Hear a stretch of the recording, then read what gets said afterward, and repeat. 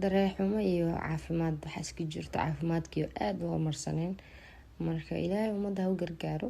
hargeysan waa idin salaamaya sidaan si ka qurux badan jeclaan lahaa inaan ku imaado laakiin ilaahay ma qorin marka inta isoo salaameysay sidaad horaanta muuqaalkeena aad ku soo arkaysiin waa geeyada madow oo sheegtay xaaladda caafimaad inay aad u lidato misna ku sugan magaalada Hargeysa hadaba saaxiibayaal inta qisada dhameystiran sidoo kale muuqaalka dhameystiran ku soo diin halkan waa kanaalka Ansixinta Wararka haddii aad ku cusubtahay fadlan subscribe saar sidoo kale gambalelka yarka furo oo rukuma channelka si ay kugu soo dhacaan muuqaalada iyo barnaamijyada aad ku xisaab badan leeyahay ala bartan soo galin hadaba si kastaba ha noqotay saaxiibayaal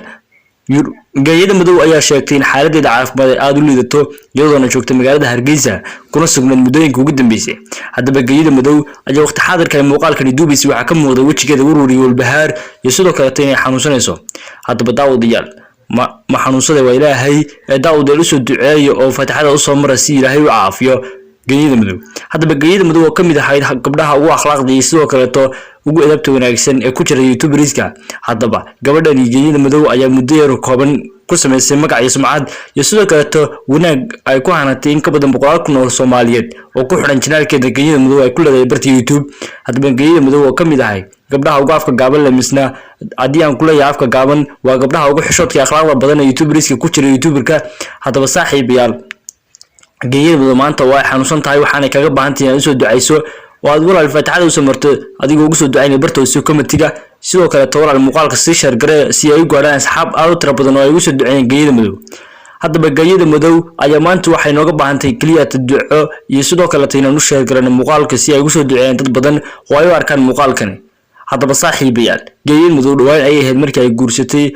guursatay daawad magaalada Muqdisho iyadoo ku sugan hadaba waqti xaadirkan aan muuqaalka soo duubayno waxay ku sugan tahay isla magaalada Hargeysa oo ay muddooyinka ugu dambeysay ku sugan waqtibna ku qaadanaysay hadaba si kastaba ha noqotee waxay xaaladdeeda caafimaad isku bedeshay misna ay ku xanuunsatay magaalada Hargeysa iyadoo ku sugan hadaba saaxiibayaal waxaan rajaynayaa muuqaalka ka bogateen aad noo soo ducayn doontaan bartooda commentiga hadaba geeyada madow ayaa waxay nooga baahantay duco kaliya waxaana ay kamid tahay dadka ugu wanaagsan misna ugu akhlaaqda iyo sharafta badan leh gabdhaha Soomaaliyeed ee YouTuberiska hadaba geeyada madow si aan soo xusnaba waxa weey gabadh aad u degan misna aad u akhlaaq badan lagana yaqaan barta YouTube-ka muddo yar oo kooban ku sameysay magac iyo sumcad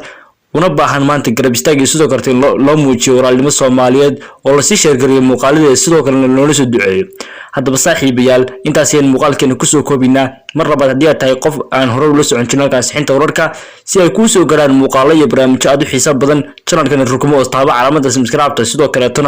gambalelka yarka furo daawadayaal muuqaalkana comment nadiif ah ka soo bixiya una soo duceeyo walaasheen sina share gareeyo muuqaalka la wadaaga dhamaan ba asxaabtiina sidoo kale ummadda Soomaaliyeed si ay ugu soo duceeyaan geeyada madow oo kamid ah YouTuberiska Soomaaliyeed hadaba waxa lagu yaqaan YouTuberiska inay caawiyaan misna ay soo duceeyaan oo ay iska soo hadlaan hadii ay xaalad soo daristo hadaba saaxiibayaal taasi muuqaalku leeyahay waan gaga mahadcelin la jaanqaadkaaga iyo sidoo kale sida wanaagsan la socoto muuqaaladeeda